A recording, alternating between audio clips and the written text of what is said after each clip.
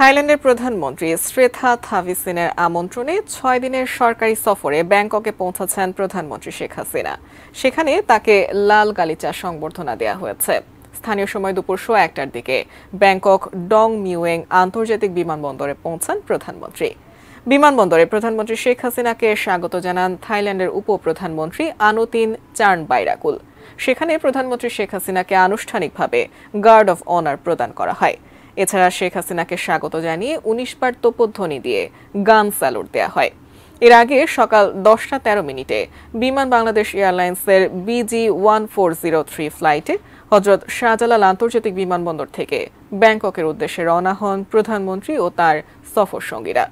সফরকালে বাংলাদেশের প্রধানমন্ত্রী থাইল্যান্ডের প্রধানমন্ত্রী থাভিসিনের সঙ্গে দ্বিপক্ষীয় আলোচনা করবেন এবং জাতিসংঘের এশিয়া ও প্রশান্ত মহাসাগরীয় অঞ্চলের অর্থনৈতিক ও সামাজিক কমিশন UNESCAP-এর ৮০তম অধিবেশনে যোগ দেবেন।